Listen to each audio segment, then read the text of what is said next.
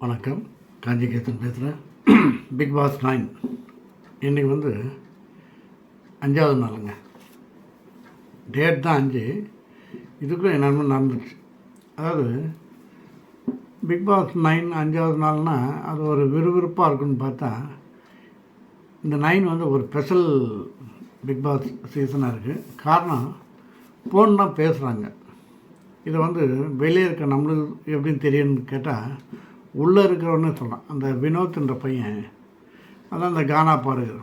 அவன் வந்து திவாகிட்ட சொல்கிறார், உனக்கு ஃபோன் பேசணுமா, ஆசையாக இருக்கா சொல்லுன்னு. அதுக்கு திவா கேட்குறாரு, எப்படிப்பா ஃபோனில் பேச முடியாது, நம்மள தான் அலௌடு கிடையாது அப்படின்றார். நீ பேசணுமா அதை மட்டும் சொல்லு என்கிட்ட அப்படின்றார். ஏன்னா இது வந்து ப்ரமோவில் வருது. நீ பேசணுமா அதை மட்டும் சொல்லுன்றாங்க. உடனே எப்படின்னு விடு, இங்கெல்லாம் வேணாம், நீ வா, தனியாக வா. நேற்று கூட நாங்கள் பேசுகிறோம், ஒரு 3:20க்கு இந்த லைட் மாட்ட வந்தாங்க, லைட்மேன் வந்தாங்க இந்த செட்டிங்லாம் பண்ணுறதுக்கு. அப்போ அவங்ககிட்ட நான் ஃபோன் கேட்டேன், அவர் கொடுத்தாரு, நாங்கள் பேசினோம். நான் மட்டும் இல்லை, கமல்தீனும் பேசினார், இன்னும் ஒருத்தரும் பேசினார் அப்படின்னு சொல்கிறாரு. உனக்கு வேணுமான்றார். ஏன்பா சுற்றி கேமரா இருக்குப்பா அப்படின்னு அவர் சொல்கிறாரு. கேமரா இருக்கா, நம்ம பாட்டு பேசலாம் டக்குன்னு பாட்டு அந்த மைக் பெல்ட்டை கழிட்டு, ஏன்னா அதில் எதனா பதிவு எடுப்போன்னு பெல்ட்டை கழிட்டுறாங்க. கழிட்டு 2 பேர் பேசுகிறாங்க. இதை கேமராவில் காமிக்கிறாங்க. ஸோ ஃபோன் பேசுறதை பற்றி தப்பு இல்லைன்ற மாதிரி ஆகுது. இந்த சீசன் என்ன முன்னெலாம் பெல்ட்டை கழிட்டினாலே கமல் வந்து ஒரு மாதிரி பெனால்ட்டி போடுவார். இந்த அர்ச்சனா டீம் அந்த டைம்லாம் இருக்கும்போது பெல்ட்டை கழிட்டு பேசுகிறது இதெல்லாம் கொஞ்சம் இருக்குது. இதில் கூலாக பேசுகிறாங்க, ஃபோன் பேசுகிறாங்க லைட்மேன்கிட்டன்னு. அதை கொஞ்சம் பார்க்கணும் பிக் பாஸ். இல்லைன்னா இதனுடைய பார்க்குறது இன்ட்ரெஸ்ட்டே போயிடும்.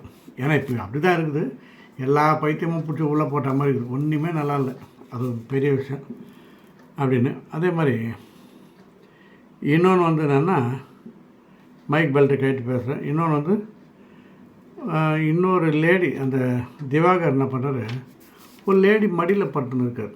அந்த பொண்ணு பேர் என்ன தெரியுமா, கெமியா இல்லை கெமிக்கிறார். ஆமாம், அதுக்கிட்ட படுத்துன்னு இருக்கிறார் மடியில் அதுவும் கம்முன்னு இருக்குது. கெமிக்கிறார் இன்னொரு பொண்ணு மேலே அப்படின்னு. அதே மாதிரி கெமின்ற பொண்ணு வந்து ஒரு சண்டையில் திவாகிட்ட கேட்குறான், என் கண்ணை பார்த்து பேச, என் இடுப்பை பார்த்து பேச, என் தொப்புளை பார்த்து. என்னங்க ஒரு லாங்குவேஜே நல்லா இல்லை, அசிங்கமாக இருக்குது. வீட்டில் வந்து குழந்தை குட்டியோடு பார்க்குறோம், பிக் பாஸை பார்க்கலான்னு ஆகிடும். ரொம்ப ஆக்வர்டாக போகுது. அதே மாதிரி அந்த ரொம்ப நல்லா இருக்குது. அதே மாதிரி இந்த 360 ஆமாம் பிளாக் ஜெயில் வினோத். ஆமாம், ஜெயிலில் இதில் வந்து யார் யார் ரொம்ப போர் கண்டென்ட்ஸ் அப்படின்னு சொல்லிங்கன்னு பார்த்தா, அந்த வினோத்தும் வியானாவும் செலக்ட் பண்ணுறாங்க. செலக்ட் பண்ணி 2 ஜெயிலில் போட்டுடுறாங்க. போட்டு அவங்க 2 பேர் ஜெயிலுக்கு அனுப்புகிறாங்க. இதுக்கு நடுவில் கேப்டன்ஷிப்பில் செலக்ட் பண்ணுறாங்க அந்த சிங்கப்பூர் பையன், அப்புறம் அந்த நந்தினி, அப்புறம் அந்த இன்னொருத்தர் இருக்கார், அது பேர் என்ன, ஒரு கேப்டன் விஷால், இன்னொருத்தர் அந்த பேர் தான் சொல்ல, ஒரே நிமிஷம் கொஞ்சம் இருங்க.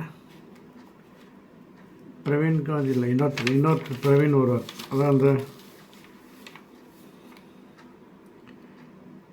ஆமாம் பிரவீனும் அந்த நந்தினி, இந்த சிங்கப்பூர் பையன் 3 பேர். அவங்களுக்கு என்ன டாஸ்க்னால், ஒரு பிளாக் ரிப்பன் மாதிரி இருக்குது நல்லா அகலமாக, இன்னொன்று வந்து ஒரு மாஸ்க் இருக்குது, இன்னொன்று ஒயிட் கோட் இருக்குது. அவ்வளோதான். இது 3ல் உங்களுக்கு எது வேணுமோ எடுத்துக்கோங்கன்னா, நீங்கள் செலக்ட் பண்ண பிறகு நான் சொல்லுவேன். உடனே இவர் இந்த சிங்கப்பூர் பையன் என்ன பண்ணால், விஷால் ஏசி அவன் பேர், அவன் என்ன பண்ணால், நான் அந்த பிளாக் ரிப்பன் எடுத்துக்கிறேன். ஒன்று எடுத்து மாஸ்க் மாதிரி இப்படி கட்டிடுறாங்க. கட்ட பிறகு என்ன இதுன்னா, இனிமேல் நீ பேசக்கூடாது, அதுதான் உன் டாஸ்க்கு. சரி ஓகே, நான் பேசாமல் என்னுடைய ஆக்ஷன் மூலிமா நான் பண்ணிப்பேன்றான். கட்டிடுறாங்க. இந்த ஒயிட் ஷர்ட் வந்து இவர் செலக்ட் பண்ணுறாரு. யார், நம்ம இன்னொருத்தர் காந்தி பிரவீன்.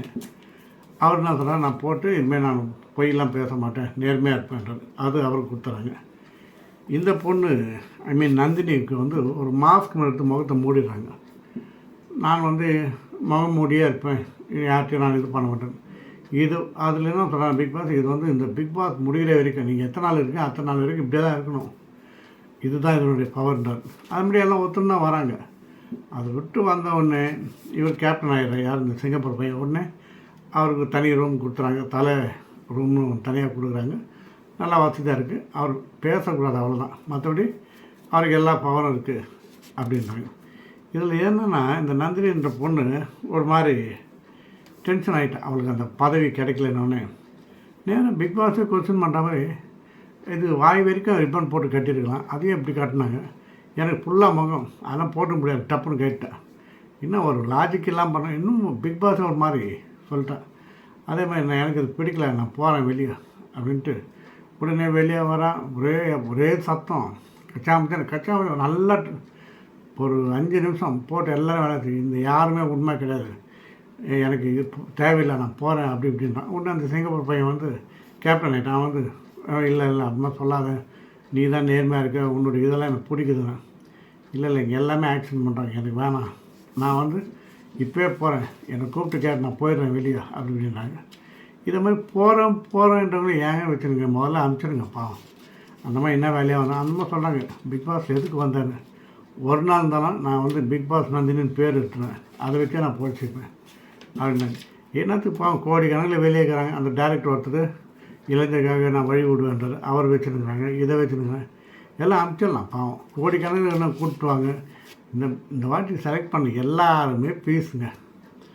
என்ன அதுக்கு சம்பளம் கற்றுனுங்கிறான். ஐயோ, அதில் அந்த கமருதீன் ரொம்ப ஆட்டம் போடுறாரு.